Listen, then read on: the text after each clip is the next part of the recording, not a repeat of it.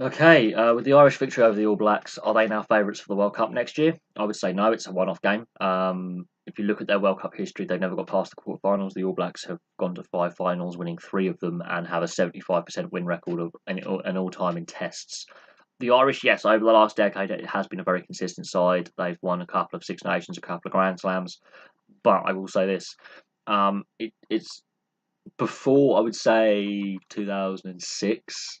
Ireland were a good side. The 2007 World Cup was a turning point in Irish fortune. So, 11 years ago, they decided to rip up everything and basically start again fresh. And now, because of the fact they went, this was a crap tournament. 2007 was a terrible World Cup for Ireland with so much expected of them.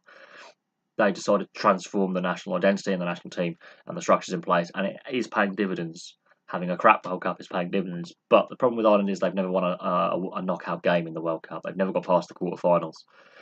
So until we're actually at the World Cup, I wouldn't actually put them as favourites just yet. We've got to get through a Six Nations. We've got to get through the club season as well. A lot of players are going to get injured.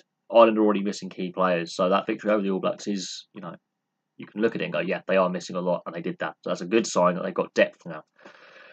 But we're not at the tournament yet, and some of these young players, such as Larmour, Ringrose, Stockdale, this is their first World Cup. How are they going to perform in the World Cup cauldron when you're playing against sides you don't normally play against in the Six Nations? So the other European nations, you'll be playing against Tier 2 nations that may be highly motivated, could cause an upset. You know, there's a lot of unknowns. The All Blacks record speaks for itself. Yes, they've had a bit of a wobbly spell. They didn't play well against England. Japan gave them a good test as well. That I think they weren't expecting the ferocity of the Japanese. They lost to South Africa in the Rugby Championship this summer. The All Blacks are human. This is two wins now the Irish have had in 2 years against the All Blacks. They know they can do it. They're over that hump now against the best team in the world consistently. The next challenge they've got to get through is the Six Nations, and after that, when we get to the World Cup, the eve of the tournament, they've got to go right. We've got to get past the quarter final now, and the pressure will be on if they were to get to a quarter final. That, let's say, on 70 minutes, that's when the pressure really hits home because they've never got past that point. And at the last World Cup, not a single European side got to the semi-finals. It was the Rugby Championship sides that dominated the later stages of that tournament. So when it comes to tournament rugby, the Southern Hemisphere nations are more clued up. It is plain and simple. The Australians, South Africans, the Argentinians, and the All Blacks are more clued up when it comes to knockout rugby. They have a better record in knockout rugby, and if you look at it, they dominated the latter stages of the tournament 3 years ago. So for Ireland to have a chance, firstly, yes, they've got a good building block by beating the All Blacks twice in 2 years in a World Cup cycle. That is good. It's a good building block, but then they've also not only got to kick on and have an unbeaten autumn, which I think is the plan. They've got a game next weekend. They've also got to win the Six Nations, preferably Grand Slam it, or definitely the top team, and then go into the World Cup full of confidence and are firing on all cylinders. At the moment, there are players injured.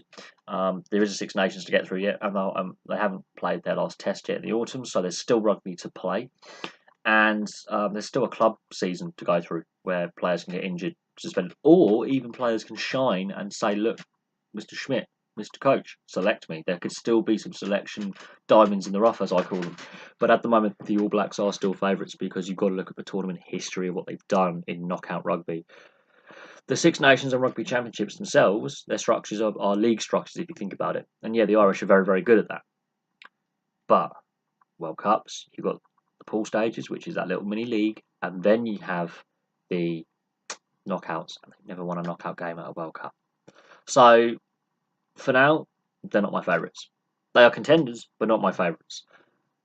This time next year, we can have the debate on the eve of the World Cup final. But at the moment, we're not even at the World Cup yet. We haven't even played the Six Nations yet, or next summer's Rugby Championship. So there's a lot of rugby to play yet. One win doesn't make a World Cup winning team. It's a one-off game. But yes, they have been consistent over the last couple of years. So Ireland are in a strong position. It's just that tournament mentality they've got to fix. But there we go. Thank you very much for watching. Please like and subscribe. Place your comments below, and I'll have some more videos for you soon.